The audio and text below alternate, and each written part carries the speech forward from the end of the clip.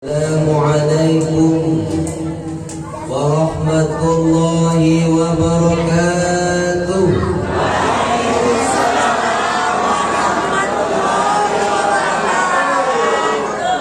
Nampaknya masih belum semangat. Dari awal bertubi-tubi pantun. Kalau dari Pekanbaru tak pandai berpantun malunya. Jalan-jalan ke Kota Arengan, jangan lupa membeli padi. Jawaban salam saya kurang semangat. Saya ulangi sekali lagi. Assalamualaikum warahmatullahi wabarakatuh.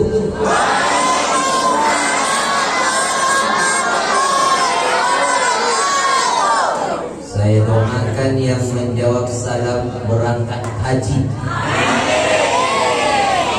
yang tak jawab berangkat umroh.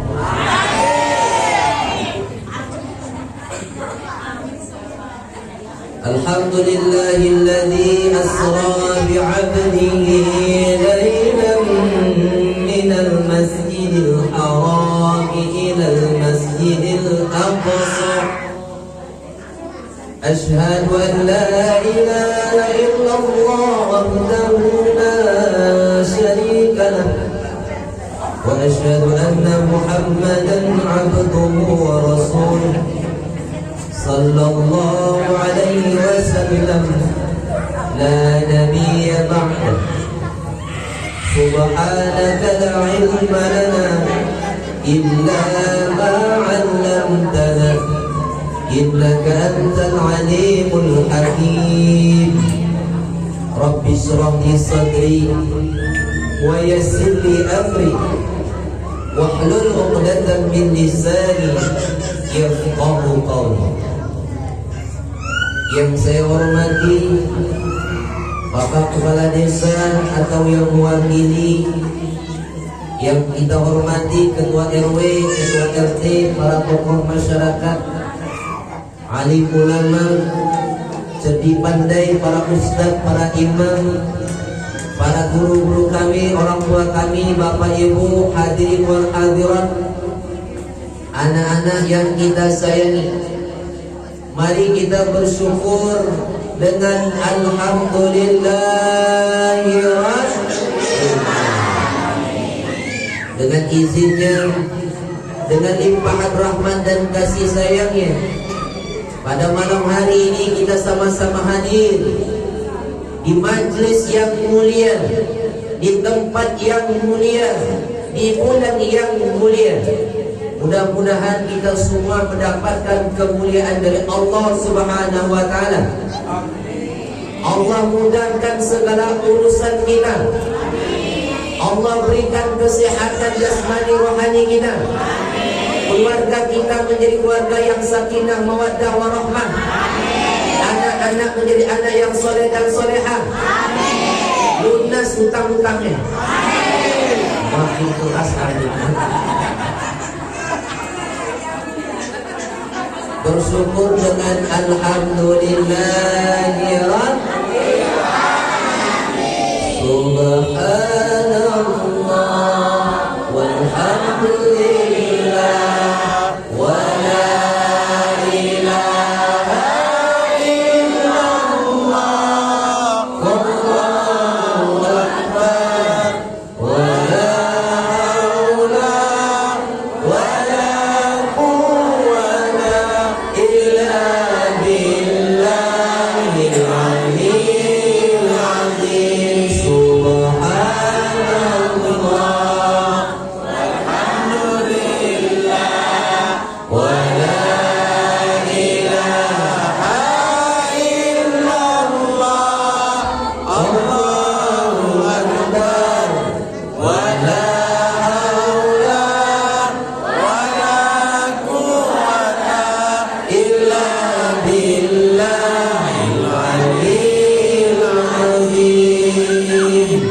Bersalawat buat Nabi Allah Muhammad sallallahu alaihi wasallam. Allahumma salli ala Sayyidina Muhammad wa ala ali Sayyidina Muhammad.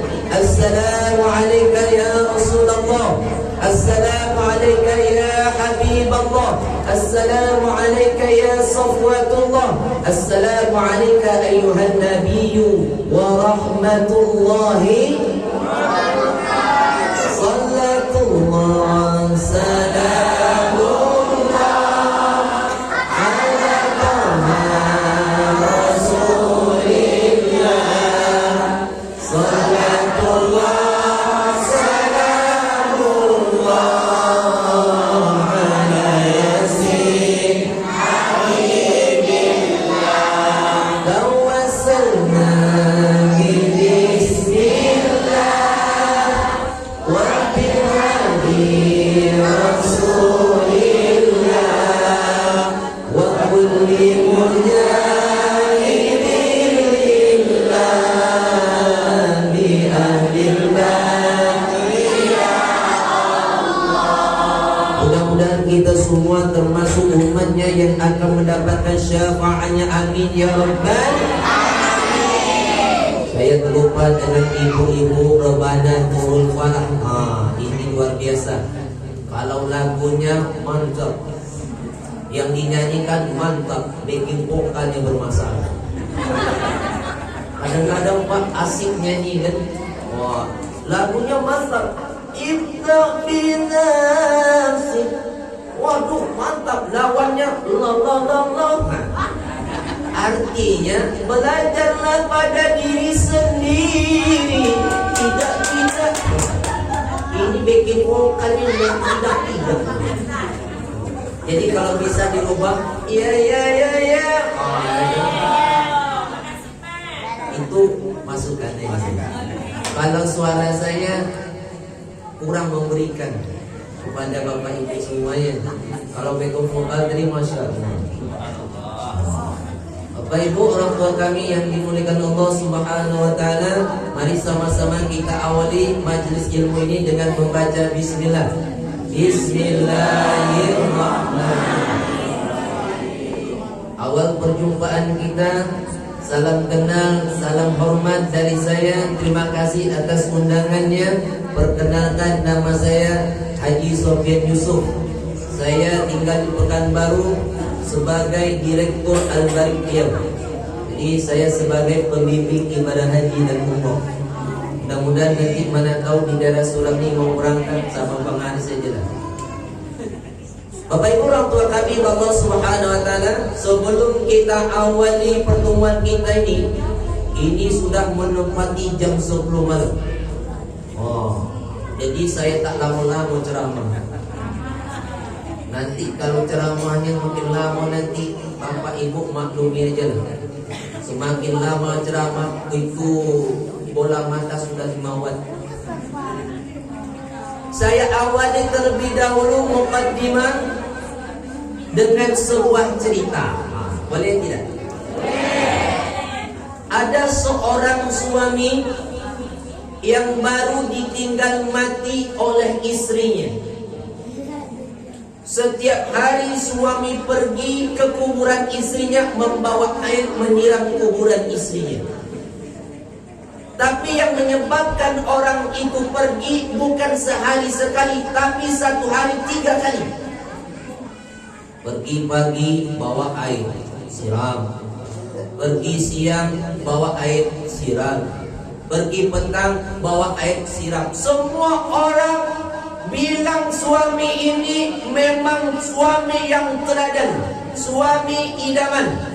Kenapa? Sampai istri meninggal pun rajin pergi menyiram kuburan istri. Tapi orang tak tanya apa alasannya. Rupanya setelah ditanya, Pak, mengapa Bapak lakukan ini sampai satu hari 3 kali? Sudahlah, yang sudah pergi biarkanlah pergi, jangan ditangisi, jangan disedihkan, doakan saja. Apa jawaban suami tadi? Kamu tahu nggak? Alasan aku melakukan ini karena wasiat sang istri kepadaku. Apa wasiatnya, Pak? Apa kata istrinya waktu sebelum meninggal dunia? Abang, seandainya aku yang terlebih dahulu meninggal dunia, aku meninggalkan abang terlebih dahulu. Abang jangan menikah lagi kecuali kuburanku sudah tumbuh rumputnya.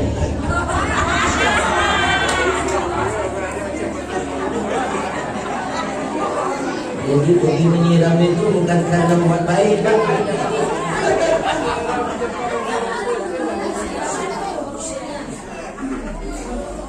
Baik, Bapak Ibu orang tua kami yang dimuliakan Allah Subhanahu wa taala. Ayat yang dibacakan oleh qori kita tadi surat Al-Isra diawali dengan surat kalimat tasbih. Subhanalladzi asra bi'abdihi lailan minal masjidil haram ilal masjidil aqsa.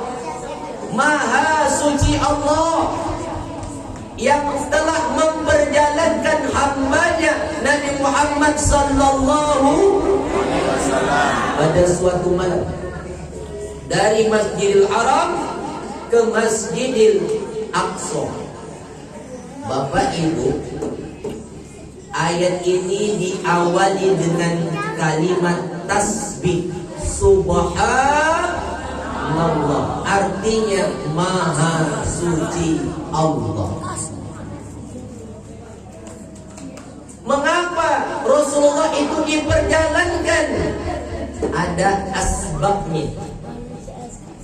Apa asbabnya? Sebelum peristiwa Isra dan Mi'raj, karena sesungguhnya Rasulullah itu diuji dengan berbagai macam ujian. Apa yang terjadi? Paman yang selalu mendampinginya meninggal dunia dalam keadaan kafir. 2 bulan setelah itu istrinya Khadijah meninggal dunia. Maka orang-orang kafir Quraisy dengan semena-mena mau menyakiti Rasulullah. Tempat bergantung dua-dua sudah patah. Lalu kemana lagi Rasulullah ingin mengadu? Pergi berdakwah ke Taif. Taif itu 60 mil dari kota Mekah. 10 hari di Taif berdakwah, bahkan orang Taif sama saja. Bahkan mereka melempar dengan batu. Sampai 3 mil jauhnya Rasulullah, sampai berdarah kaki Rasulullah. Coba bayangkan, artinya mereka menolak semuanya.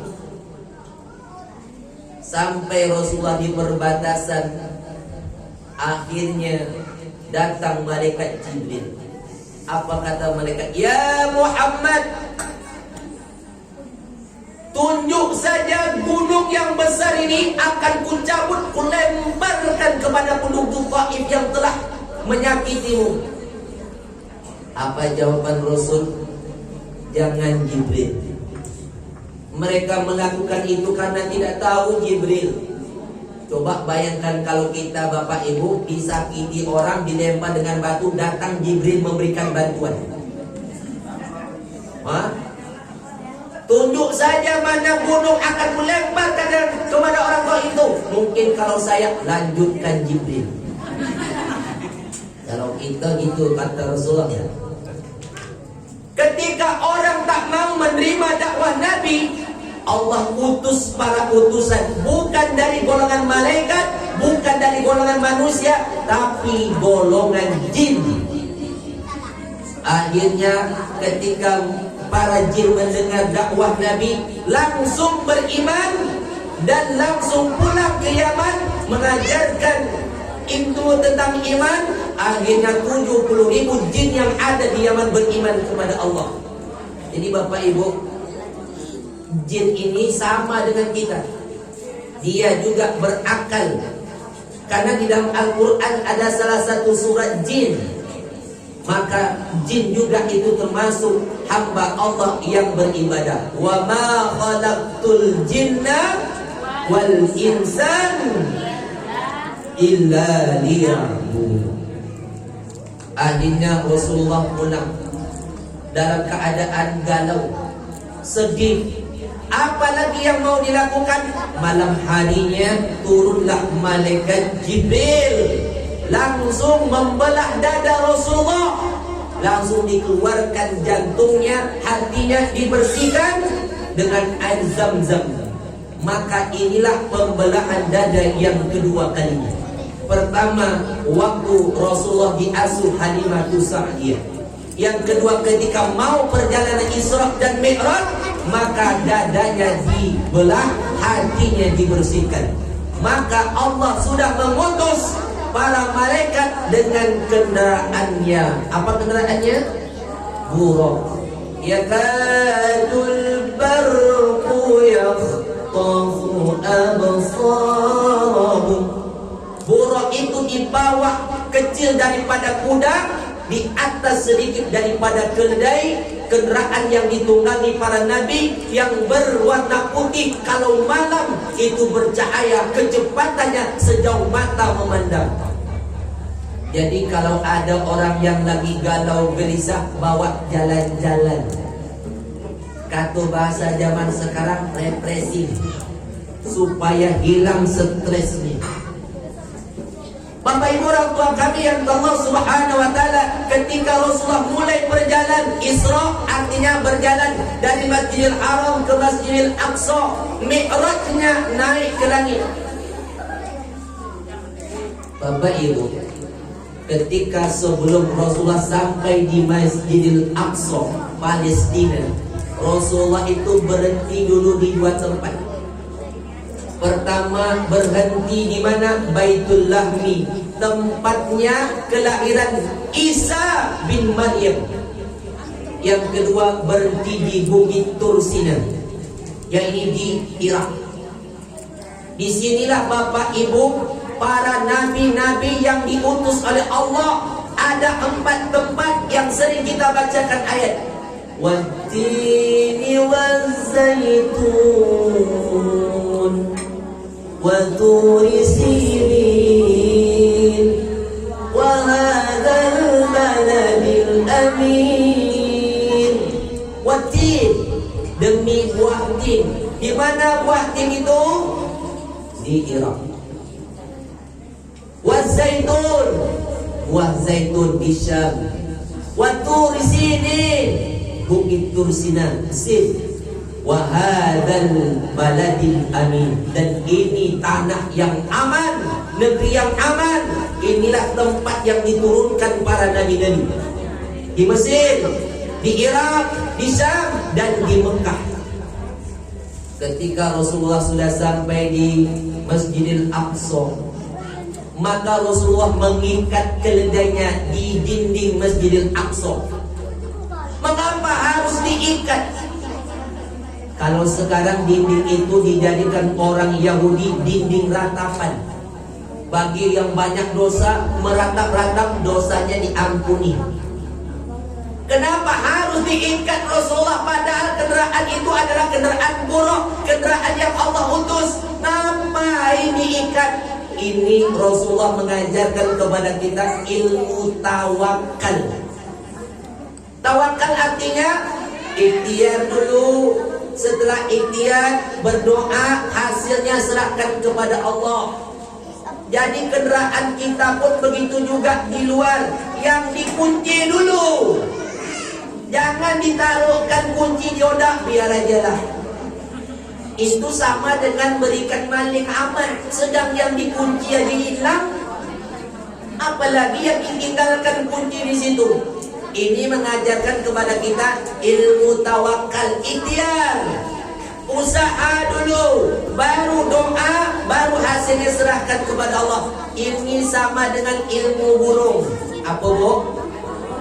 Bu, ilmu burung. Burung itu pergi dalam keadaan lapar, pulang sudah dalam keadaan, siapa yang telah mengenyangkan? Allah. Burung itu kalau pergi terbang, dia berombong-rombongan. Kalau satu ekor burung dapat makanan, dia akan berkicau, memberitahu kawan-kawannya, di sini ada rezeki, ayo makan bersama. Itu burung. Kalau awak tidak, Kalau dapat rezeki, makan suap. Bila tak dapat rezeki, barulah berkicau-kicau macam mana dah ni, tak ada duit. Kan begitu. Allahu Akbar. Karena burung pergi ke mana-mana tidak bawa ATM. Kita tidak mana-mana ATM ada kan? Berhenti di mana SPBU ada ATM kan? Ada tak? Ada. Duit orang yang bawa. Maka dari itu Bapak Ibu yang minta Allah Subhanahu Wa Taala, kalau kita berdoa minta rezeki, tak akan datang rezeki kalau tidak ada usaha. Ya Allah berikan rezeki, tanpa usaha tak dapat. Ya Allah berikan anak, kalau tak kahwin tak dapat. Ini tadi protokol sibuk ibu ke ibu. Sudah, masih lanjut. Tahan tuh Bu. Banyakkan cadangan untuk ibu-ibu insyaallah. Bapak Ibu orang tua kami yang dimuliakan Allah Subhanahu Wa Taala, ketika Rasulullah sampai di Masjidil Aqsa, Rasulullah ditawarkan oleh malaikat Jibril dengan dua minuman. Ini khamar, ini susu. Rasulullah mengambil susu. Walaupun khamar belum diharamkan, tapi ini adalah fitrahnya manusia. Langsunglah dibawa Rasulullah naik ke langit. Ini yang disebut dengan Mi'raj. Mengapa harus lewat Palestina? Padahal dari Mekah itu kan bisa langsung naik ke langit. Rupanya pintu langit itu dari Palestina jalannya. Jadi kalau nak masuk daerah harus melewati pintu. Bu. Maka ketika Rasulullah sampai di langit pertama, diketuklah pintu itu. Jibril bertanya penjaga pintu langit pertama, "Man? Siapa?" "Ana Jibril." "Man ma'aka? Siapa yang bersamamu Jibril?" "Muhammad." "Apakah dia sudah diutus?" "Sudah." Baru dibukakan. Disitulah Rasulullah berjumpa dengan Nabi Adam alaihissalam. Nabi Adam itu Bapak Ibu tingginya 60 hasta. Berapa meter? 30 meter. Lebarnya 7 hasta. Berapa meter? 3,5 meter lebar, tingginya 30 meter. Awak kok gitu ya? Kok kecil ya? Kan begitu. Disitulah Nabi Adam dikatakan oleh Rasulullah kepada Jibril, "Hai Jibril," kata Jibril, "Ya Muhammad, ucapkan salam ala abi." "Assalamu alayka ya Adam." Disitulah Nabi Adam mengucapkan, "Marhaban bi Nabi saleh." Selamat datang Nabi yang saleh. "Warhaban wa banu saleh." Dan selamat datang anakku yang saleh. Disitulah Bapak Ibu Nabi Adam menangis. Dia lihat di sebelah kirinya Nabi Muhammad itu, dia menangis. Kenapa? Ada anak cucunya yang masuk ke neraka. Dilihat sebelah kanannya tersenyum, di situ juga anak cucunya masuk surga. Artinya tidak semua yang masuk surga dan tidak semua yang ke neraka. Naiklah lagi Nabi Muhammad ke langit kedua, bertemu dengan siapa? Isa bin Maryam dan Yahya bin Zakaria, dan mengucapkan salam. Naik lagi ke langit ketiga, berjumpa dengan Nabi Yusuf alaihi salam. Nabi Yusuf ini nabi yang paling tampan, karena Nabi Yusuf ini mewakili setengah ketampanan Nabi Adam. Separuh dari Nabi Adam ada ketampanan Nabi Yusuf. Jadi beruntung orang yang ujung-ujungnya ada nama Yusuf. Macam saya kan, Haji Sufyan Yusuf, ada Yusuf, tapi ganteng saya sikit lah. Yusuf sana banyak. Ini laki-laki yang paling tampan. Ada wanita yang paling cantik di dunia. Siapa? Bu, siapa wanita yang tercantik di dunia? Siti Sarah. Sarah itu siapa? Istrinya Nabi Ibrahim. Karena Sarah mewakili setengah kecantikan Hawa. Itu dia. Akhirnya Nabi berpesan, jangan mencela wajah, jangan memukul wajah. Kita kadang-kadang wajah orang kita hina. Kadang-kadang kita kalau marah tampar wajah. Jangan sesekali. Akhirnya Rasulullah naik lagi langit keempat, bertemu dengan siapa? Nabi Idris alaihi salam, Nabi satu-satunya yang diwafatkan di langit keempat. Di situ Nabi membacakan wa rafa'nahu makanan 'aliyya. Kami angkat derajatmu di tempat yang tertinggi. Idris wafat di langit keempat. Kenapa? Karena Nabi Idris ini bercita-cita ingin berjumpa dengan malaikat maut. Bapak Ibu ada tak cita-cita berjumpa dengan malaikat maut? Ada tak? Mau tak mau? Nabi Idris berjumpa dengan malaikat maut itu ingin tanya, kira-kira jadwalku kapan? Kalau bisa dapat bocoran kan enak kan? Untuk siap-siap kan begitu. Akhirnya dia minta dibawa malaikat Jibril. Jibril, ya, bawa aku berjumpa dengan malaikat maut. Akhirnya dibawa lalu. Pas di langit keempat, selisih jalan dengan malaikat maut, ketemu di lampu merah. Kebetulan, woi, kata malaikat, kemana tuh malaikat maut? Apa kata malaikat maut? Aku dapat perintah dari Allah untuk mencabut nyawa Idris di langit keempat ini. Tapi aku bingung, Idris kan ada di bumi, masa aku diperintahkan mencabut di langit keempat? Apa kata Jibril? Nah, kebetulan Idris ada bersamaku. Mana dia? Di belakang. Tanpa negosiasi, langsung eksekusi. Tak sempat nak bertanya, kan begitu. Kalau sempat bertanya, kapan jadwalku Idris? Sekarang lah, anda sempat. Jadi kalau kita jumpa dengan malaikat maut, itu sempat tak bisa datang. Masya Allah. Nah, Bapak Ibu yang Allah Subhanahu Wa Taala, akhirnya Rasulullah naik lagi ke langit kelima, berjumpa dengan Nabi Harun. Nabi Harun itu abangnya Nabi Musa. Karena Nabi Musa minta kepada Allah supaya Harun diangkat menjadi Nabi. Kenapa? Ucapan Nabi Harun itu fasih lisannya. Sementara Nabi Musa itu lidahnya cadel, tahu? Apa itu bahasa? Pelat. Apa itu? Anelo. Kenapa? Dulu Nabi Musa kecil-kecilnya itu dapat imangan dari Fir'aun. Oh, rupanya Nabi Musa tarik jenggot Fir'aun sampai terbanting ke bawah. Nabi Musa itu Bapak Ibu waktu kecil bayinya kekuatannya sama dengan orang dewasa. Terjungkir, Fir'aun marah. Inilah yang akan menghancurkan kekuasaanku, kata Fir'aun. Akhirnya mau dibunuh, datang Asia. Kenapa kau bunuh anakku? Dia telah menjatuhkan aku. Mana mungkinan abai kau tak nampak Asia? Sekarang gini aja, kita kasih dua makanan, yang satu bara api, yang satu roti. Kalau dipilihnya bara api dia aman, kalau dipilih roti dia dibunuh. Maka di situ malaikat arahkan Musa makan bara api. Di situlah Pak lidahnya.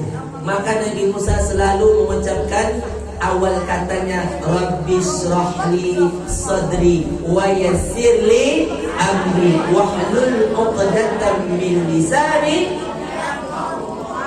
Maka itu awal mukaddimah. Kalau tak dipakai itu, orang itu akan sebut amabatu. Tak dapat landingnya lagi, hilang blank. Naik langit ke-6, berjumpa dengan Nabi Musa alaihi salam. Di situ Nabi Musa cemburu. Apa kata Nabi Musa? Aku diutus oleh Allah kepada kaum yang banyak tapi sedikit yang beriman. Sementara engkau ya Muhammad, umatmu sangat banyak dan yang paling banyak masuk surga adalah umatmu. Di situ Nabi Musa cemburu. naik lagi langit ke-7, bertemu dengan Nabi Ibrahim alaihissalam. Di situ Nabi Ibrahim bersandar di Ka'bah Baitul Ma'mur, tempat ibadahnya para malaikat. Dan Nabi Ibrahim itu mirip dengan Rasulullah. Rasulullah juga mirip dengan Nabi Ibrahim karena atuknya. Dan malaikat terus membawa Nabi menuju ke Sidratil Muntaha. Disitulah diperlihatkan Sidrah, artinya daun bidara yang sangat indah, terbuat dari emas, tak bisa dibayangkan. Muntaha, terbatas ilmu manusia, ilmu malaikat, dan ilmu jin terbatas. Kenapa? Atasnya lagi itu kuasanya ilmunya Allah. Disitulah Rasulullah langsung mendapatkan perintah dari Allah. Wahyu yang langsung adalah perintah sholat. Kalau ibadah yang lain, contoh puasa yang dibacakan anak kita tadi, itu perantaranya malaikat. Tentang zakat perantaranya malaikat. Tapi kalau sholat langsung dari Allah, itu wahyu. Yang kedua, la lillahi ma fis samawati wa ma fil ardh. Akhir dari surat Al-Baqarah itu langsung turun melalui wahyu Allah. Allah yang langsung menurunkan. Jadi ada 3 nabi yang dapat berbicara langsung kepada Allah. Pertama Adam alaihissalam, yang kedua Nabi Musa, yang ketiga adalah Rasulullah Muhammad sallallahu alaihi wasallam. Apa tentang perintahnya sholat? Ya, kalau sholat ini adalah kisah kita sehari-hari. Sampai Nabi mengatakan, apa kata Nabi? As-salatu imaduddin. Sholat itu tiangnya agama. Faman aqamaha faqad aqamad-din. Siapa yang mendirikan sholat, berarti dia mendirikan Islam. Wa man tarakaha faqad hadamad-din. Siapa yang tak sholat, mati dia meruntuhkan Islam. Yang menjadi pertanyaan, mengapa sholat itu tiangnya agama? Pak, mengapa sholat itu tiangnya agama? Kenapa tidak haji? Haji ini ibadah bagi yang mampu. Kalau tak mampu tidak wajib. Ya tak? Ibadah haji ibadah bagi yang mampu. Sekarang untuk haji aja sudah menunggu kuota keluar, tunda lagi. Tahun ini mungkin haji belum bisa dipastikan Bapak Ibu. Kenapa? Karena Saudi tutup lagi. Buka tutup, buka tutup. Kenapa? Karena sekarang ada COVID baru lagi. Kalau kemarin COVID-19, sekarang naik COVID-21.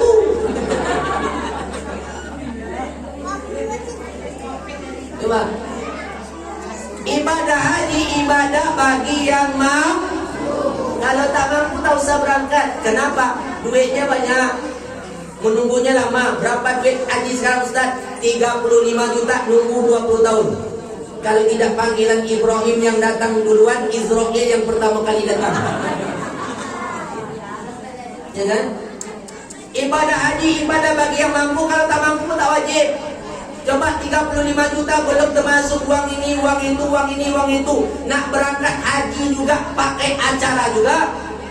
Syukuran, undang ibu rebana. Kalau tak diundang tak sah. Harus itu. Tidak, tak ada untung, tak ada untung, tak ada untung. Balik haji sambut lagi. Telentang tulungkup, telentang tulungkup, telentang tulungkup. Banyak sekarang haji telentang tulungkup. 3 bulan rajin ke masjid, habis itu hilang. Itulah haji telentang tulungkup namanya. Yang saya maksudkan bukan yang di sini, yang di tempat kami. Insya Allah di sini semua kan. Haji berat. Ya dah. Siapa bilang tak berat? Tapi haji ibadah bagi yang mampu. Puasa Puasa itu pun bagi yang mampu. Kalau tidak mampu tak wajib. Boleh tak kalau orang sakit tak puasa? Boleh. Wa man kana marid aw ala safar fa'iddatun min ayyamin ukhar. Siapa yang sakit, yang dalam perjalanan boleh tak puasa, tapi ganti boleh. Puasa pun bagi yang mampu. Tidak, kalau tak mampu tak wajib. Siapa bilang puasa tak berat? Berat atau tidak puasa tu? Berat. Dari pagi menahan sampai ke petang. Bagi orang yang sudah biasa puasa sunat gampang. Yang jarang puasa, Masya Allah, bawaknya mau mati.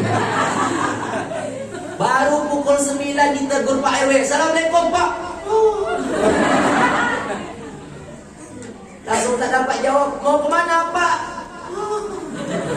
Mau ke pasar pun tak sanggup. Berat. Tapi puasa bagi yang mampu. Zakat bagi yang mampu. Tapi kalau ibadah solat, ada ayat la yukallifullahu nafsan illa wus'aha. Aku tidak akan memberatkan kamu kecuali batas kemampuan. Itu bedanya solat dengan ibadah yang lain.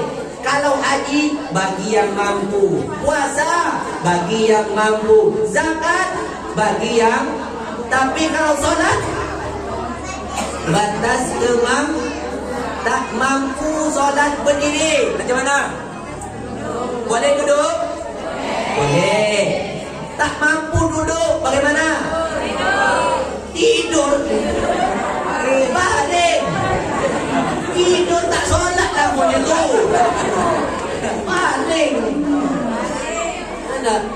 Adab kita, kalau tak mampu baring, dalam hati pun tak sanggup. Bungkus. Mati nalilah lah. Tidak. Itulah solat beda dengan ibadah yang lain. Batas kemampu. Ustaz, saya tak mampu membaca ini wajah tu, tinggalkan. Karena itu tidak wajib. Yang wajib Al-Fatihah. Tidak. Al-Fatihah wajib. Tapi kalau ini wajah tu tak wajib, sunat bagi yang hafal. Kadang-kadang salah baca Bapak Ibu. Inna salati wa nusuki wa kawasaki wa suzuki. Apa yang dibaca ni pula? Al-Fatihah wajib. Allahu Akbar. Alhamdulillahi Rabbil Alamin. Ar-Rahmanir Rahim. Maliki Yaumiddin.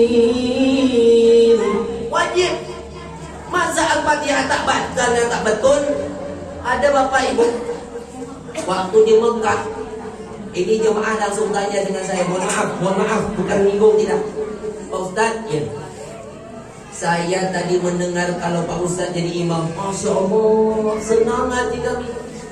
Rasanya terharu bacaannya, apalagi imam Masjidil Haram itu. Macam mana tidak Pak, imam Masjidil Haram itu gajinya 250 juta sebulan. Imam kita macam mana? Pantas imam tu.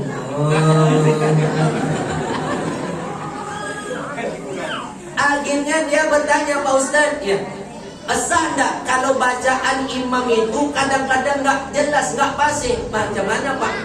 Di tempat kami Pak Imam, Pak Ustaz, itu ada imamnya orangnya orang Jawa, tapi metok, pas susah nak fasihnya. Maksudnya macam mana Pak? Sah tak Pak Ustaz kalau dia jadi imam? Allahu Akbar.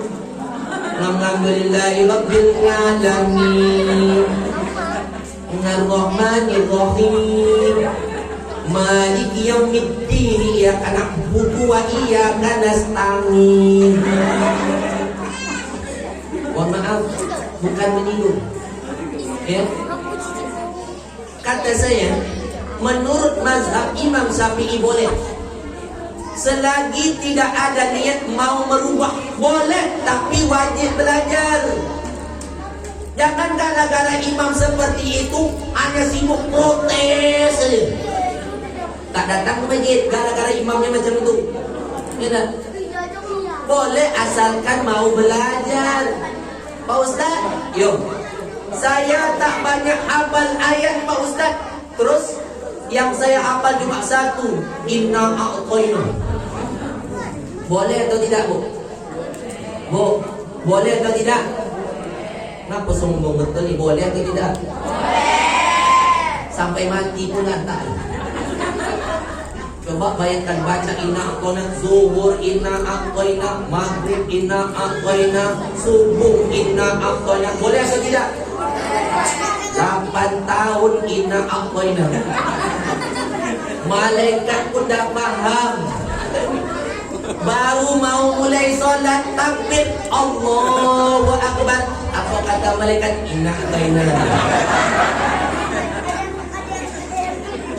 Itulah solat. Batas kemampuan, yang lain bagi yang mampu. Kenapa solat itu tiangnya agama? Indah solat ini baik. Kalau kita bahas sampai subuh pun tak selesai ni. Yo, ibu suku yang panjang atau pendek ni? Panjang tak? Sampai jam berapa ni? Sampai subuh. Sanggup? Sanggup tak? Mohon maaf saya tak sanggup. Jam 12, 11. Bapak Ibu orang tua kami yang dimuliakan Allah Subhanahu wa taala, kalau kita mendirikan solat seolah-olah rukun Islam itu lengkap, sempurna. Baik, kita bahas rukun Islam yang pertama apa bunyinya? Mengucapkan 2 kalimat syahadat. Sewaktu solat ada tak 2 kalimat syahadat? Ada, selesai. Rukun Islam yang kedua apa bunyinya? Solat. Rukun Islam yang ketiga apa bunyinya? Puasa. Tak boleh makan, tak boleh minum, menahan hawa nafsu. Solat pun begitu. Tak boleh makan, tak boleh minum, menahan hawa nafsu. Ya tak? Ada tak ketika orang sedang solat Allahu Akbar, kopi je? Ada tak? Tambur. Ada itu? Tak ada. Solat pun puasa. Rukun Islam yang keempat? Zakat. Artinya mengeluarkan 2,5%. Kalau kita solat, artinya kita telah menzakatkan waktu untuk Allah. Karena Allah yang memiliki waktu. 24 jam kali 60 menit dapat 1440 menit. Bagi 2,5% dapat 576 menit. Bagi 5 waktu dapatlah 11 menit per waktunya. Dapat diulang tak? Ini kali-kali duit aja yang tahu. Kali solat tak mau. Rukun Islam yang kelima apa bunyinya? Haji menghadap Baitullah. Solat pun menghadap Baitullah. Yang ketiga, mengapa solat itu tiang agama? Berapa rakaat solat? Berapa rakaat solat? 17. Mengapa Allah beri 17 rakaat? Kenapa? Solat zuhur berapa? Asar? Mengapa solat zuhur itu dibaca dengan sir? Pelan. Allahu Akbar. Allahu Akbar kabira walhamdulillah. Harus dibaca dengan sir, sekurang-kurangnya telinga kita yang mendengar sendiri. Alhamdulillahirabbil alamin. Kalau Al-Fatihah tidak betul, solatnya batal. Coba bayangkan. Ar-Rahmanir-Rahim. Mengapa solat zuhur dan asar itu dibaca dengan sir? Kita fikir. Apabila mengerjakan solat zuhur 4, asar 4 dibaca dengan sir, totalnya 8. Artinya kita sedang mengetuk 8 pintu surga. Mau masuk surga? Sirkan amalan-amalan. Jangan sibuk untuk pamer-pamer dengan. Kalau kita nak bersedekah, cukup Allah saja yang tahu. Kita beramal, cukup Allah saja yang tahu. Sirkan amal. Solat maghrib berapa? Solat isya 7. Jaharkan, keraskan. Artinya kita sedang berlindung di 7 pintu neraka. Solat subuh berapa? 1 rakaat meminta ampun kepada Allah dosa di siang hari. 1 rakaat meminta ampun dosa kepada Allah di malam hari. Artinya kalau kita solat 17 rakaat 1 hari 1 malam, maknanya adalah 8 pintu surga kita ketuk, 7 pintu neraka kita berlindung kepada Allah. Siang dan malam kita meminta ampun. Kalau kita meninggal dunia, 1 kampung orang datang mendoakan kita. Marilah Bapak Ibu, kita bacakan Yasin, tahtir, tahlil. Mudah-mudahan Bapak ini masuk surga. Insya Allah masuk. Kenapa? Hari-hari pintu surga itu sudah diketuknya. Yang kacaunya yang tak pernah sholat. Coba, suami tak sholat, istri tak sholat, akhirnya sibuk di rumah berpantun-pantun. Mau dengar pantunnya? Jalan-jalan ke Pekanbaru, singgah sebentar membeli kemboja. Kalau mama mati dahulu, tunggulah papa di pintu surga. Salat tidak. Itu malaikat geram tuh. Kalau bisa malaikat jawab, dijawab pantun tuh. Sayur nangka biji kemiri, tua bangka tak sadar diri. Coba bayangkan, solat tidak, mengaji tidak, puasa tidak, ke majlis taklim sibuk. Kalau mati, marilah Bapak Ibu kita bacakan Yasin, tahtir, tahlil. Mudah-mudahan Bapak ini masuk surga. Dia sendiri yang tak mau masuk. Kita pula yang sibuk masuk surga, masuk surga. Mau dengar cerita lagi tak? Saya senang kalau disuruh cerita nih. Ini cerita Isra Mi'raj, ibu jangan khawatir.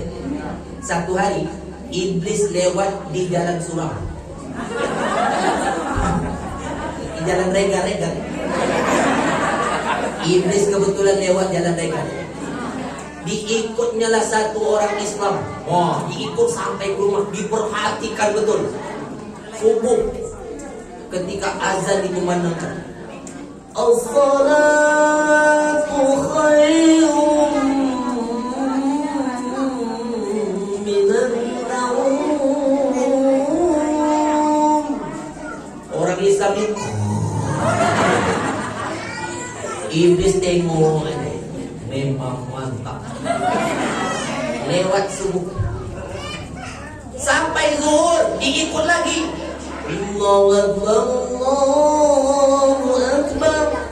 Ini orang Islam sibuk dekat meja beriang,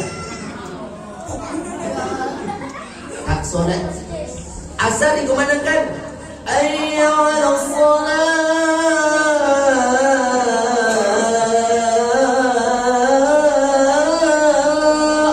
Masih sibuk di warung kopi kelepak, tak solat lewat.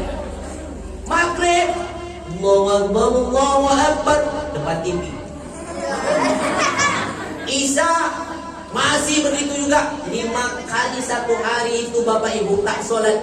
Iblis yang ikut pun lari. Lari Pak. Pas ketemu kawannya sama dekat pasar Suram tuh. Iblis, woi, ngapa lari? Engkau tahu tak? Ini cerita iblis. Aku tadi ketemu dengan 1 orang Islam. Aku ikut dia sampai 1 hari ini. 5 kali dia tak sujud. Itulah aku lari. Apa pasal pula? Coba kau bayangkan, kita sekali tak sujud, Allah usir dari surga, ya kan? Coba kita lihat Al-Baqarah ayat 34. Wa irqulna lil malaikati isjudu li Adam fasajadu illa iblis. Sekali tak sujud, Allah usir kita dari surga. Allah bilang kafir. Pak Citu 5 kali tak sujud, lagi teruk. Itu pasal aku takut. Coba bayangkan Bu, Pak. Kan ada dalam lagunya kan ibu-ibu Bantai itu nyanyi. Walaupun hidup 1000 tahun, kalau tak apa gunanya. Walaupun hidup 1000 tahun. kalau tak apa gunanya. Coba bayangkan kalau nanti ada suami ibu, Pak, azan Pak. Benar. Pak, solat Pak. Jangan kau suruh-suruh solat. Tapi Pak, tadi malam Isra Mi'raj siapa yang tak solat sama dengan iblis. Nanti kau bilang aku iblis. Siapa tak solat? Abang solat lah. Kau nak solat, jangan suruh-suruh aku. Baiklah Bang, kalau abang tak mau solat, biar adik yang solatkan. Usalli ala hadzal mayyit. Aku belum mati lagi. Lebih baik mati Bang daripada hidup tak solat. Ibu berani tak kau seperti itu? Mau seperti itu? Tapi yang saya maksud bukan bapak yang di sini. Insya Allah di sini tak ada yang mengaku. Maka dari itu Bapak Ibu orang tua kami yang dimuliakan Allah Subhanahu wa taala. Begitu pentingnya tentang ibadah salat. Maka ketika Rasulullah sudah diperjalankan, akhirnya Rasulullah diperlihatkan oleh malaikat. Allah melihat tanda kebesarannya, diperlihatkan surga. Nabi melihat surga. Ada surga itu baunya harum. Ditanya kepada Jibril, ya Jibril, ini harum apa ini Jibril? Apa kata Jibril? Itu kuburan Masyitoh. Siapa Masyitoh? Tukang sisir anak Fir'aun. Ketika sisirnya jatuh, apa kata Masyitoh? Bismillahirrahmanirrahim. Apa kata anak Fir'aun? Siapa yang kau sebut tadi Masyitoh? Allah itu. Apakah dia bapakku? Bukan. Allah itu Tuhanku, Tuhanmu, dan Tuhan bapakmu. Dilaporkan kepada Fir'aun. Akhirnya Fir'aun mengulang pertanyaan. Apakah betul? Iya. Kamu tahu tak apa resikonya kalau kamu mengatakan demikian? Iya. Kamu dibunuh? Siap. Masak dalam kuali minyak panas. Sekali lagi, apa komitmenmu? Masyitoh? Tetap Allah. Akhirnya digoreng. Bau hangus Masyitoh dibalas dengan harum baunya di surga. Terus Nabi Muhammad mendengar bunyi telapak sendalnya Bilal. Apa kata Rasulullah? Ya Jibril, itu bunyi telapak apa itu? Itulah bunyi sendalnya Bilal.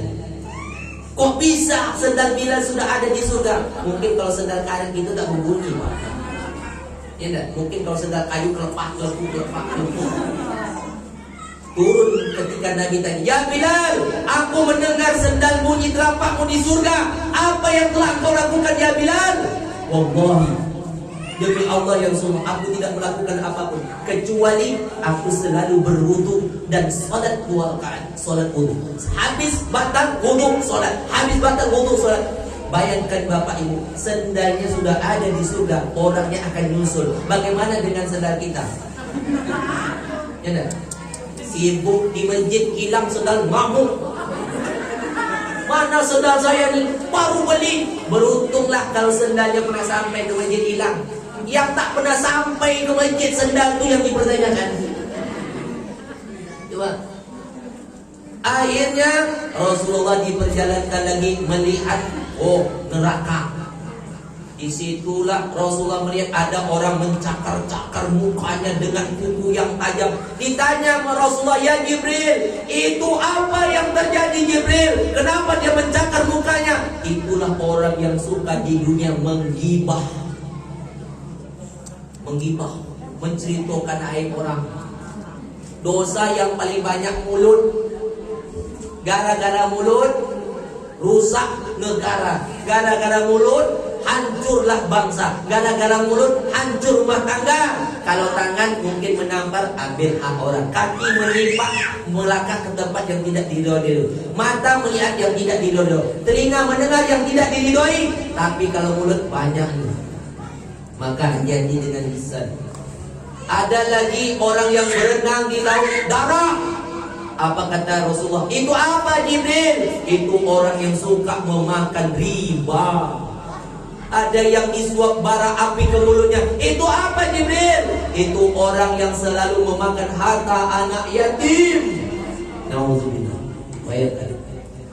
Maka Bapak Ibu orang tua kami yang Allah Subhanahu wa taala, ketika Rasulullah turun, semua malaikat para nabi ikut sampai ke Baitul Maqdis Palestina. Rasulullah memimpin salat 2 rakaat. Seluruh yang jadi makmum adalah para nabi-nabi dan juga malaikat yang ikut serta. Artinya agama Islam akan masuk di segala aspek lini dari para nabi-nabi yang telah diutus. Di Israel sekarang ada Islam. Di Jerman banyak orang Kristen sudah ada Islam. Jadi Islam itu akan masuk seluruh lini-lini kehidupan. Bapak Ibu orang tua kami Allah Subhanahu wa taala. Ini dapat jam 11 nih. Inti dari Isra dan Mi'raj akan saya bahas setelah ini. Jangan kemana-mana, tunggu iklan berikut.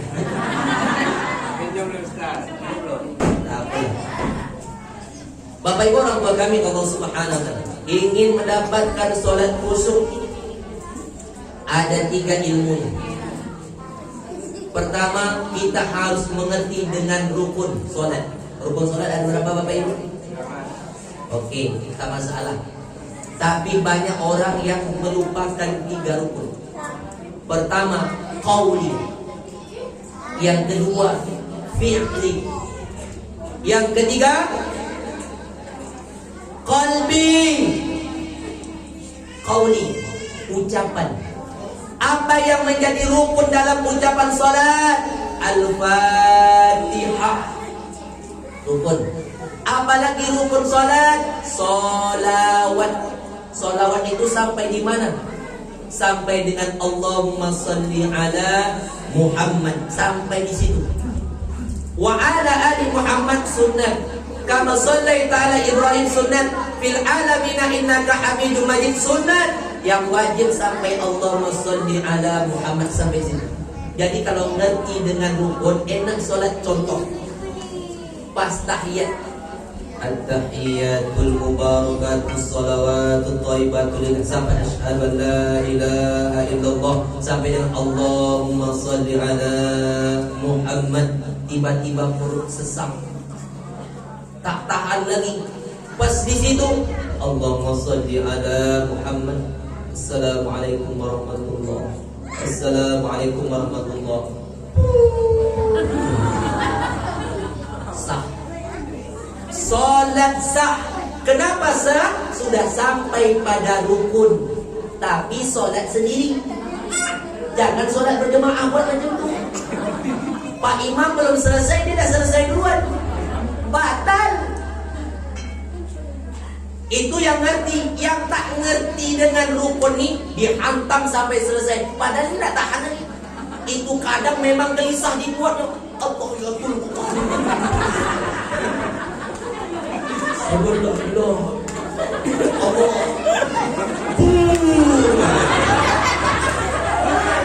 Yang tak ngerti. Itu yang tak ngerti. Ya, itu rukun. Yang kedua Al-Fatihah. Baca Al-Fatihah itu dengan baik, dengan benar. Karena Allah itu Sami', Allah Maha mendengar. Setiap yang kita baca Allah jawab. Alhamdulillahi Rabbil Alamin. Allah jawab, hambaku memujimu. Ar-Rahmanir Rahim. Hambaku menyanjungku. Maliki yaumiddin. Hambaku memuliakan aku. Iyyaka na'budu wa iyyaka nasta'in.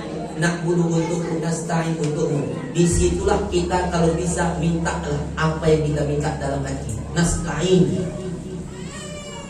Itu Bapak Ibu. Jadi bacaannya harus betul, harus jelas.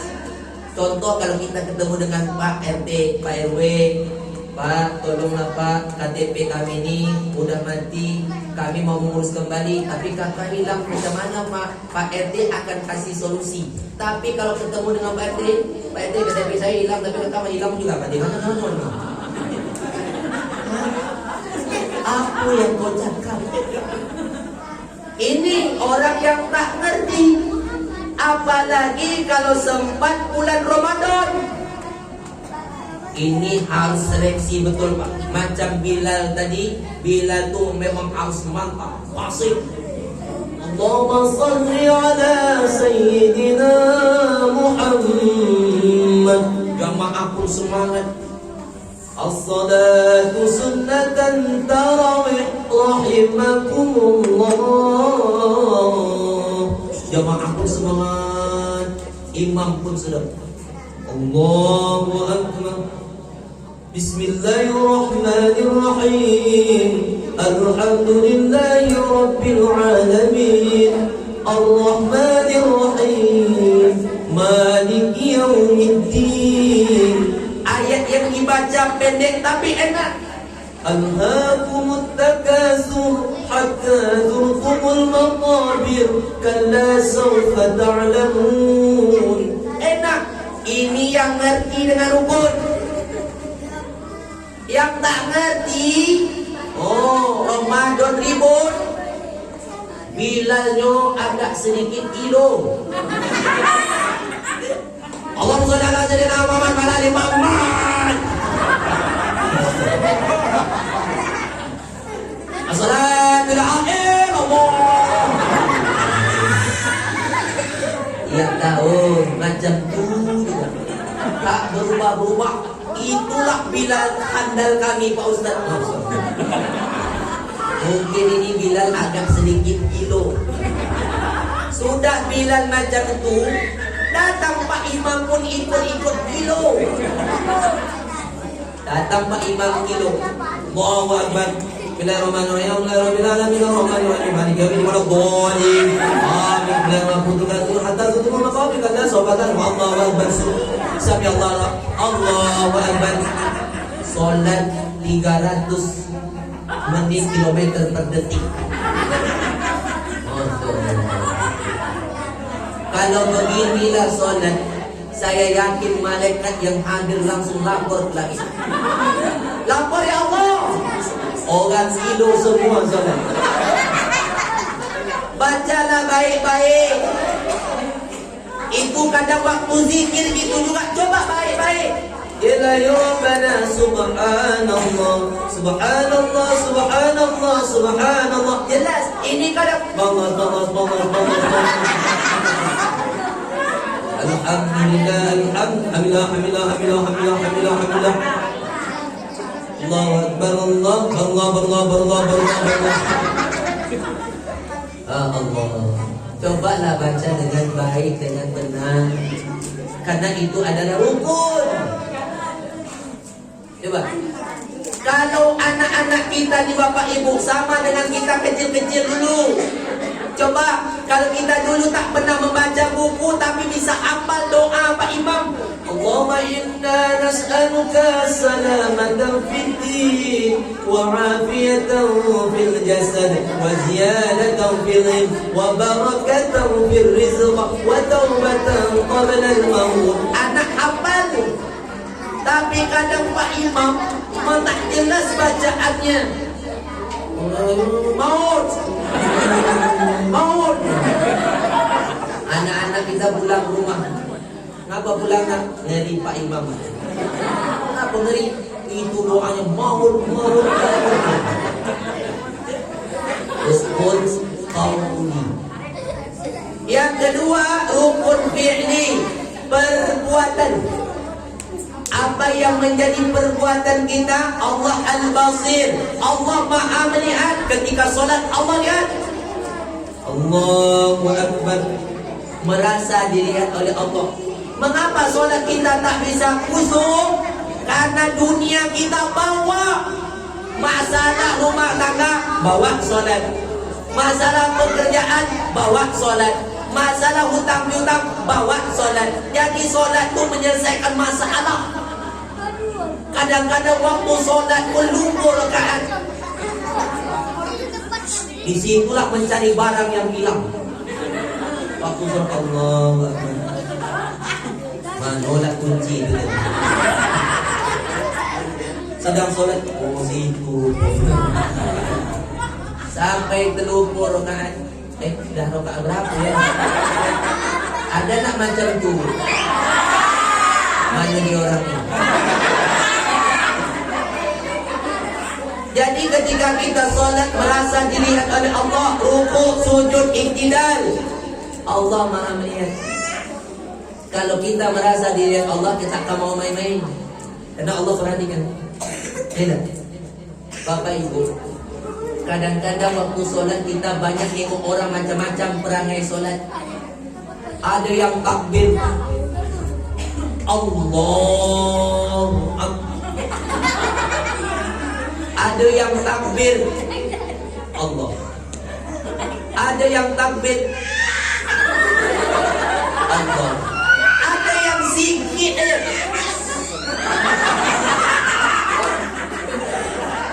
Boleh. Ada yang meletakkan tangannya, Allahu Akbar. Wah, semangat. Ada yang meletakkan tangan, Allahu Akbar. Ada yang keluar, Allah. Ada yang lepas, Allah. Bapak Ibu, kalau berdasarkan mazhab kita ada 4. Ada Hanafi, ada Maliki, ada Syafi'i, ada Hambali. Hanafi. Oi. Makan aja lah. Kalau mazhab Hanafi, kalau meletakkan tangannya di bawah pusat, Allah, ya Nabi. Orang gemuk macam tu banyak.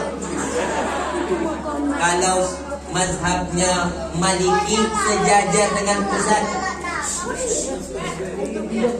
Kalau Maliki sejajar pusat, Allahu Akbar.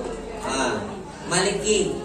2 kadang Maliki itu lepas, Allahu Akbar, lepas tangan Maliki. Kalau Syafi'i di atas pusat, di bawah dada, Allahu Akbar. Ini banyak Syafi'i. Samping Syafi'i juga, Allahu Akbar. Syafi'i. Tapi kalau Hambali di atas dada, Allahu Akbar. Itu Bapak Ibu ada dalilnya, boleh. Jadi ada 6 cara meletakkan tangan ketika sholat.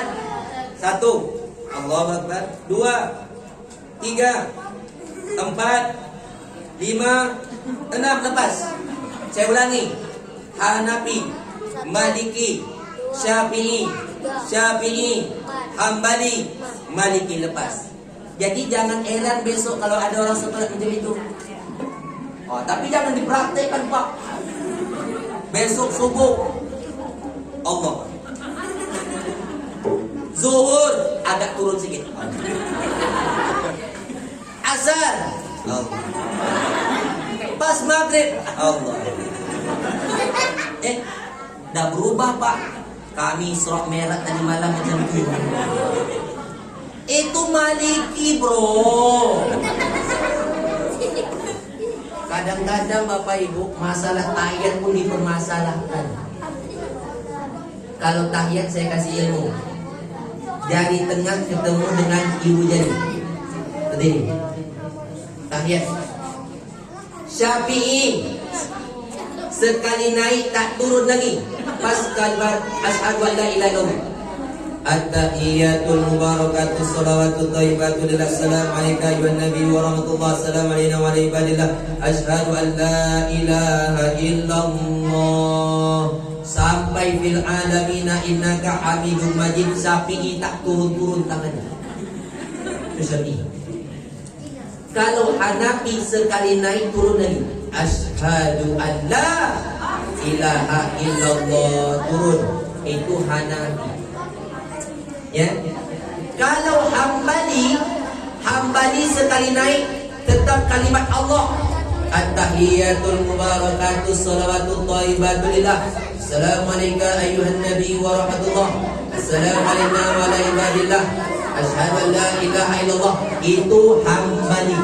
Kalau maliki itu yang tak berhenti. At-tahiyatul mubarakatuh salawat. Itu maliki. Itu ada dalilnya. Yang tak ada dalil itu yang kuning. Ada bapak ibu jamaah saya itu tanya dia, Pak Ustaz, ya, tadi saya sholat di samping saya, itu tangannya tak berhenti.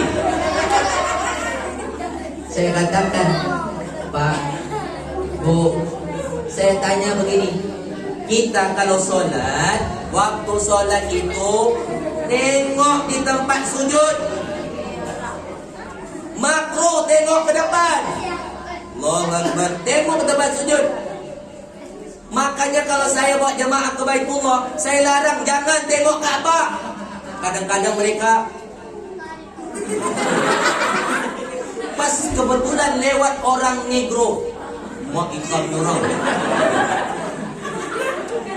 Jangan. Ini kadang solat tengok ke depan makruh. Kenapa makruh? Kadang-kadang yang ditengok dinding ada tulisan. Kalau dindingnya terbuka lewat Pajero, sunnahnya tengok tempat waktu tahiyat. Mata itu cuma mengarah ke jari telun, tapi yang ditengok tu telunjuk siapa? Ya telunjuk kita lah. Ini tidak solat tengok telunjuk orang.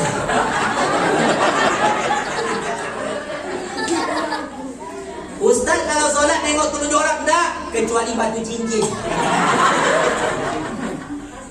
Wah, sungai darah bang. Wajan. Bil alamin innaka Hamidum Majid. Assalamualaikum warahmatullahi. Assalamualaikum warahmatullahi. Ada orang kadang buka tangan. Assalamualaikum warahmatullahi. Assalamualaikum warahmatullahi. Kok dibuka Pak? Kalau tangan kanan Ustaz buka pintu surga, yang kiri pintu neraka. Enak betul buka tutup. Tak ada dalil.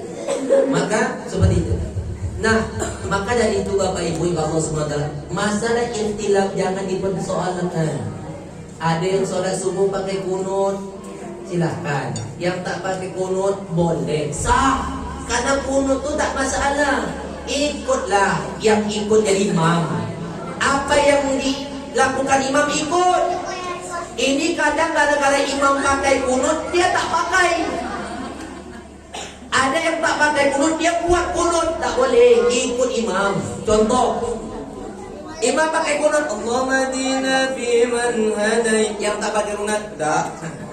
Wa afina fi man afait. Pak imam aja lah. Ikut. Enak. Maka Bapak Ibu lebih enak saling menghargai. Perbedaan itu jangan dijadi masalah. Ikut Pak Imam. Kadang saya tanya sini dulu, tadi saya suruh jadi imam. Kalau biasa sini sholat berjamaahnya, zikirnya sama-sama atau sendiri-sendiri? Oh sama-sama Ustaz, saya buat. Kalau diminta di sini imamnya bagaimana? Zikir masing-masing Pak Ustaz. Selesai salam saya zikir masing-masing. Ya kan? Ikut yang setempat. Jangan kita menyatakan kita yang benar, jangan. Coba berapa kali kita sholat karena Allah? Coba. Ketika sholat banyak masalah yang kita pikirkan. Coba karena Allah atau tidak? Coba. Sudah jam 11. Terakhir. Rukun qalbi. Hati. Mengapa sholat kita tak khusyuk? Karena hati ada masalah. Ini sumber penyakit hati. Ya dah. Rasulullah sebelum Isra Mi'raj dadanya dibelah, dibersihkan. Artinya untuk menghadap Allah hati harus bersih. Coba bersihkan hati. Kadang-kadang Bapak Ibu berapa tahun kita sholat tapi kita tak memperhatikan wudhu. Saya kasih ilmu tentang wudhu ya. Kalau masalah rukun wudhu itu tak sempurna, sholat batal. Tapi kalau sunat wudu tak dikerjakan tak masalah, ya kan? Tapi kalau dikerjakan sunat wudu itu memang berpahala. Contoh, sebelum kita wudu baca niat, ya kan? Setelah baca niat baca bismillah sambil cuci tangan. Bersihkan tangan itu, kumur-kumur langsung hidup keluarkan, kumur langsung hidup keluarkan, kumur keluarkan. Baru kita berwudu. Wajah itu menumpahkan air. Wajah itu dari mana? Dari sini Bapak Ibu sampai ke dagu, sampai ke belakang telinga itu wajah. Jadi ketika kita menumpahkan air itu langsung seperti ini sampai ibu jari ini ke belakang. Kalau ada jenggot digitukan, itu wajah. Kalau tak sempurna wudu, solat tidak sah. Wudu itu yang paling penting. Maka ketika kita menumpahkan air, kita basuhkan ke celah-celah ini, langsung ibu jari di belakang tuh mainkan. 3 kali. Ya, ini ilmu. Saya tak akan nyampaikan lagi. Saya sampaikan ini supaya kita jangan nanti tak diterima solat kita. Yang kedua, tampung air itu tumpahkan dari tangan sampai ke siku. Dibersihkan, ambil lagi tampung siram ke sampai ke siku. Gosokkan, ambil lagi tampung siram lagi. Kiri gitu juga. Kalau kepala tidak ditumpahkan tapi hanya diusap, ambil air, tumpahkan sedikit, semua gini diusap. Tarik lagi, ambil telinga. Tampung, tumpahkan, usap kepala. Ustaz, kami ibu-ibu kadang pakai jilbab, ambil tumpahkan hanya kepala itu, mau kiri mau kanan, tumpahkan. Tapi jangan gini-gini. Baru kaki. Kalau kaki itu ketika kita celah-celah kaki, mohon maaf. Kalau kita basuh kaki itu celahkan, mainkan tangan tuh sampai usapkan. Celah lagi. Dari kaki sampai ke mata kaki diusapkan.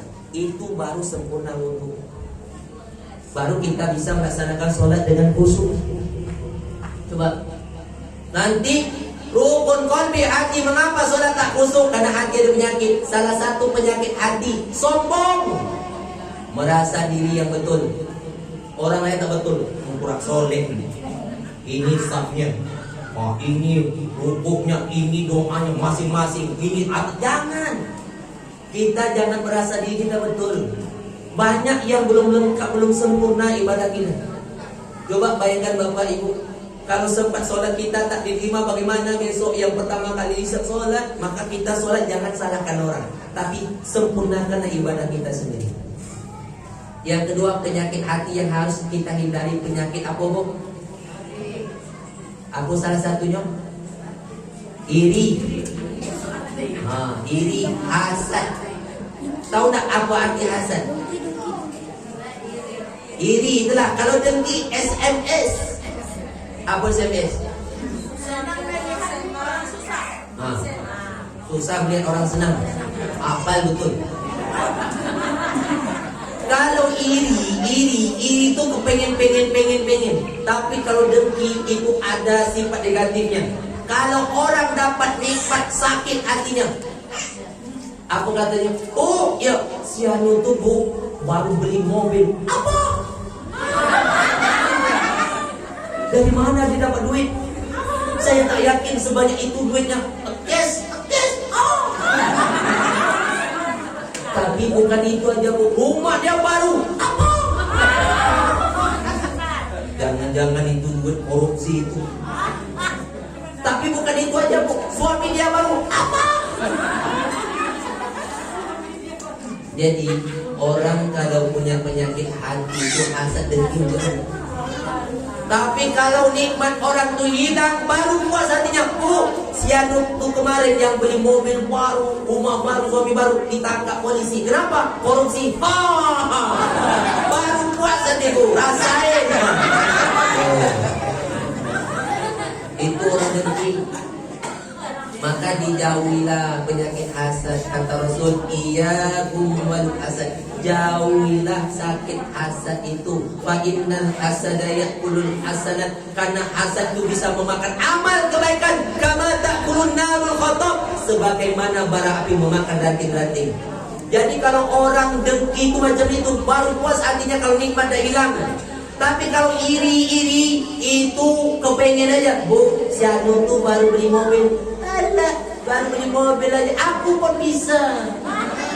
Tapi bu, rumah baru. Aku pun bisa. Suami dia baru bu.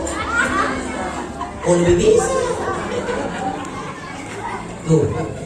Maka dari itu Bapak Ibu, rubahkanlah asal itu SMS dengan senang melihat orang senang, susah melihat orang Jadi ketika kau dapat nikmat, ucapkan alhamdulillah.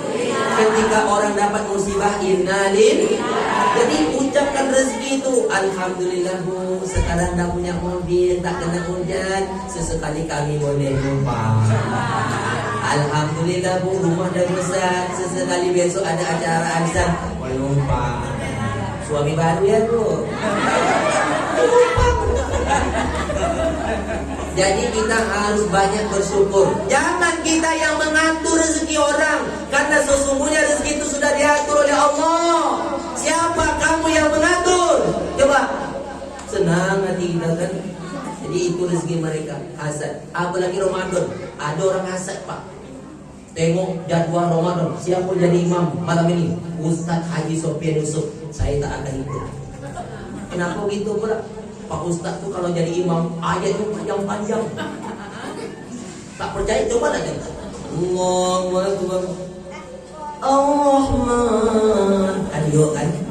Dalam hati yo kan. Allamal Quran.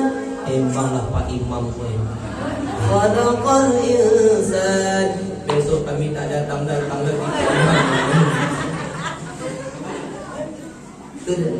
Tapi kalau Pak RT yang jadi imam, mantap. Allahu Akbar. Alhaakumut takatsur hatta mantap. Tengok jadwal siapa jadi Pak Imam besok. Oh tadi kami datang. Itu asal. Jadi Bapak Ibu, dari hikmah Isra wal Mi'raj ini satu berita yang paling penting. Apa itu? Kita lihat sahabat-sahabat Nabi. Abu Bakar meninggal dalam keadaan wajar sakit. Tapi Umar, Utsman, Ali itu meninggal dibunuh ketika Umar sedang sholat subuh. Ada yang dari belakang menusuknya. Akhirnya Umar menjerit, rasanya digigit anjing. Siapa yang telah menggigitku? Kata Umar. Rupanya ditusuk. Waktu itu kan belum ada PLN. Jadi tak tahu orang bawa senjata. Jadi Umar kehabisan darah, pingsan. Dibawa sahabat pulang dan dilanjutkan sahabat itu sholat. Sampai di rumah Umar pingsan. Bagaimana menghidupkan Umar ini? Membangunkan dia pingsan. Ada kawan yang mengatakan Umar itu kalau mendengar azan baru dia terbangun. Diazankan di telinga Umar, Allahu Akbar, Allahu Akbar. Langsung bangun Umar. Apakah aku sudah sholat? Apakah aku sudah sholat? Belum Umar, kau belum sholat. Disitulah Umar langsung sholat dalam keadaan sakit. Umar pingsan dengan azan langsung kebangun. Kalau kita bagaimana? Hah? Udah penuh sound system tuh, mekik muazin tuh tak juga datang lagi. Pingsan apa mati? Jadi kenapa rezeki kita tak lancar, usaha kita tak berkah, kita tak bahagia, urusan semua sulit? Karena kita tidak sholat di awal waktu. Kita masih mulur, nantilah. Itu yang menyebabkan rezeki kita tak lancar, usaha kita tak lancar. Itu yang menyebabkan. Coba ketika azan dikumandangkan, Allahu Akbar, Allahu Akbar, siap, langsung. Apalagi orang yang belum azan dia sudah datang. Inilah orang yang terbaik. Mudah-mudahan Bapak Ibu orang tua kami Allah Subhanahu wa taala kita ambil hikmah ilmu pelajaran Isra wal Mi'raj, mudah-mudahan mendapat berkah ridho dari Allah Subhanahu wa taala. Hanya ini yang dapat saya sampaikan. Mohon maaf bila mana ada kekurangan. Sampai di sini ada pertanyaan? Alhamdulillah tidak ada. Kita tutup dengan doa ya. Astaghfirullahaladzim, astaghfirullahaladzim, astaghfirullah.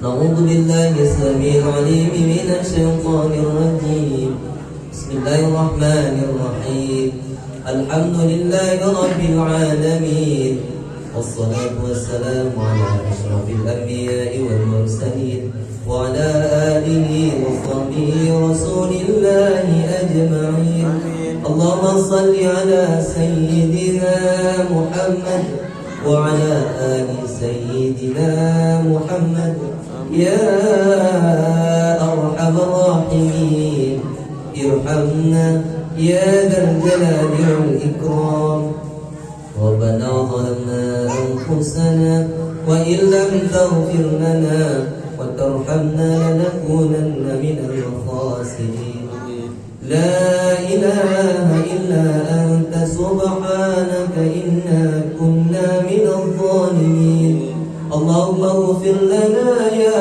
غفار ذنوبنا ولوالدينا وارحمنا وارحمهما كما ربيانا صغيرا ولجميع المؤمنين والمؤمنات والمسلمين والمسلمات الأحياء منهم والأموات برحمتك يا أرحم الراحمين يا الله يا غفار ampunilah segala dosa-dosa kami ya Ghaffar, dosa yang kecil maupun yang besar, dosa yang tampak atau yang tersembunyi, dosa yang masih ingat atau kami telah lupa, dosa sengaja atau tidak sengaja kami melakukannya. Ya Allah ya Ghafur, ampunilah dosa kedua orang tua kami ya Allah, ampuni dosa ayah dan ibunda kami ya Allah. Seandainya di antara kami ada orang tuanya yang masih hidup, berkatilah umurnya ya Allah, sehatkanlah badannya ya Allah, berkatilah usianya ya Allah, istiqomahlah ia dalam beribadah ya Allah. Mudah-mudahan akhir hayatnya engkau tutup dengan husnul khatimah. Seandainya di antara kami ada orang tuanya yang telah meninggal dunia, ampuni dosa-dosa ayah dan ibunda kami ya Allah.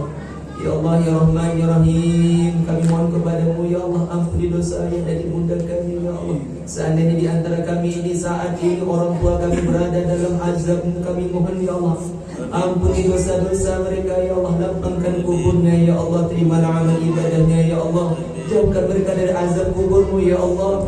Allahumma ighfir lahum warhamhum wa'afihim wa'fu anhum wa akrim nuzulahum wa wasi' madkhalahum wa adkhilna al-jannata maswahum. Allahumma ij'al quburahum rawdatan min riyadil jinan wa la taj'al quburahum hufratan min hubarin niran.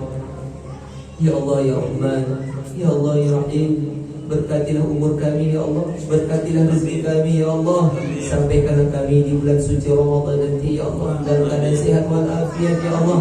Ya Allah, jadikan keturunan kami keturunan yang soleh dan soleha ya Allah, anak kami anak yang soleh dan soleha ya Allah, yang akan menyelamatkan kami nanti ya Allah. Rabbana hab lana minas salihin, Rabbana hab lana min azwajina wa dhurriyyatina qurrata a'yun waj'alna lil muttaqina imama.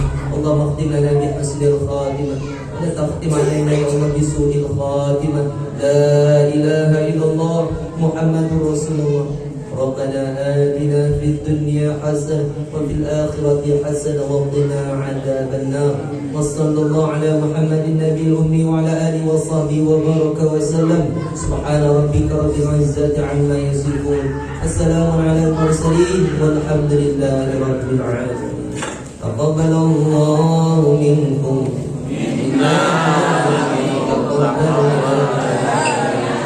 سبحانك اللهم ربنا وبحمدك أشهد أن لا إله إلا أنت أستغفرك وأتوب إليك.